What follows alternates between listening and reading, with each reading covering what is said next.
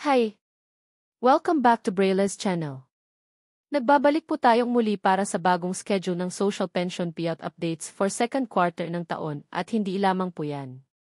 Dahil may naglabas din sa National Capital Region para sa pagbibigay ng tulong pinansyal para sa lahat ng qualified beneficiaries maging ang pagbibigay ng birthday gift sa mga February celebrants.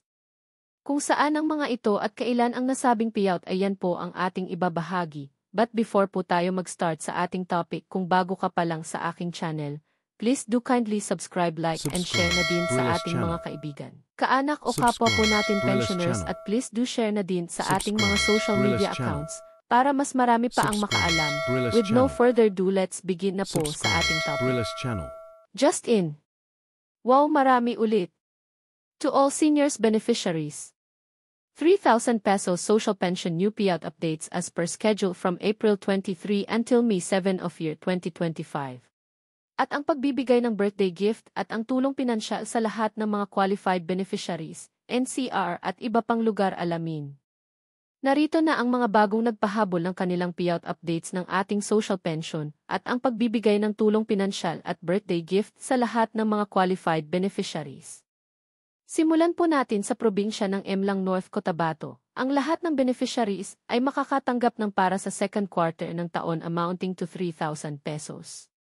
Nakaschedule na po ang inyong payout this April 24. Kabilang dito ang Barangay Baguntapay, Kalunasan, Luz Village, New Barbasa, New Calibo, New Rizal, Nueva Vida, New Janiway, at ang Barangay New Esperanza na gaganapin sa inyong mga barangay covered court. Kasama rin dito ang Barangay Palma Perez, La Fortuna, La Suerte, Pag-asa at Barangay Pulang Lupa. Ang next natin ay sa probinsya ng Apari, Cagayan. Ito ay para pa rin sa second quarter ng taon. Nakaschedule na po ang inyong piyates. April 28, kabilang dito ang Barangay Bakiling, Zinarag, Bulala Norte at Bulala Sur, Navagan, Linao, Bangag at Barangay Binalan.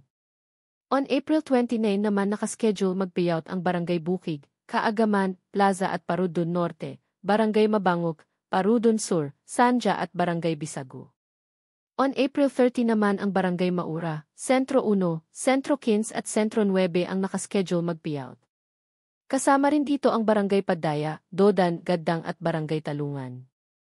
At sa May 1, nakaschedule ng mag-payout ang Barangay Makanaya, Punta, Sentro 2 hanggang Sentro 8, Sentro 10, Sentro 11 hanggang Sentro 14, Barangay San Antonio, Minanga at Barangay Toran.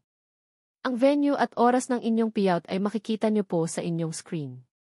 Ang next schedule po natin ay sa probinsya ng Barangay Pataga, Cagayan de Oro City. Nakaschedule na po ang inyong payout this April 22 hanggang April 30 sa inyong barangay covered court na mag-start ng 9 to 3 ng hapon.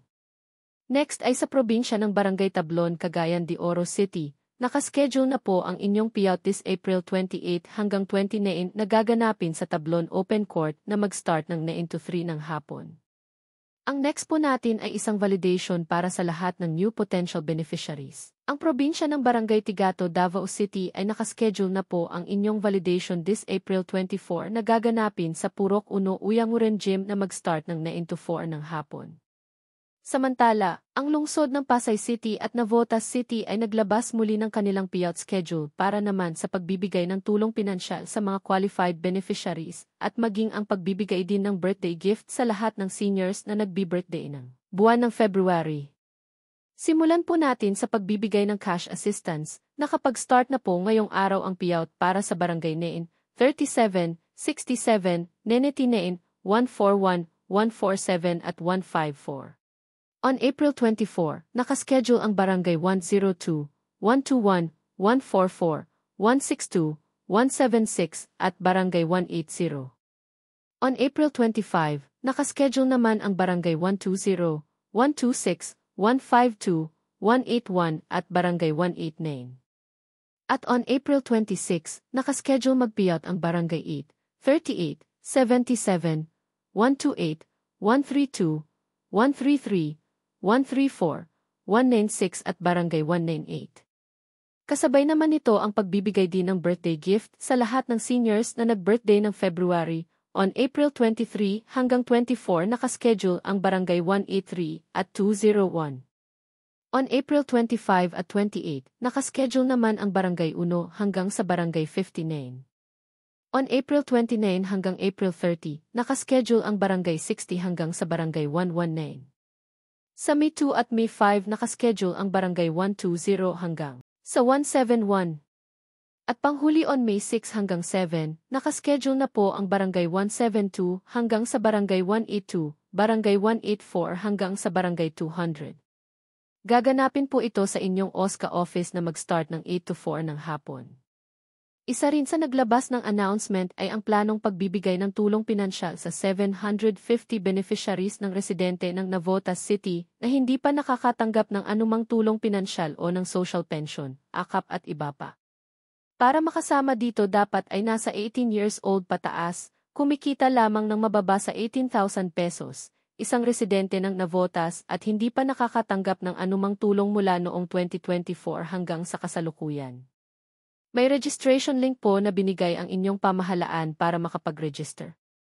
Para sa buong detalye ay alamin nyo na lang po sa inyong barangay or sa website ng Navotas LGU. Para sa mga may katanungan ay mangyari lamang na makipag-ugnayan sa inyong mga barangay para sa agarang kasagutan. Para sa iba pang naghihintay ng kanilang payout ay abangan nyo lang po ang mga upcoming payouts po natin sa mga susunod na mga araw. That's it. Sa ngayon ay ito pa lamang ang mga naglabas ng kanilang payout schedule at ang pagbibigay din ng cash assistance at birthday gift sa kanilang mga beneficiaries. Manatili lamang po kayong nakatutok sa aking channel para sa mga latest payout updates at iba pang informative videos na para po sa inyo. Marami pong salamat and God bless everyone.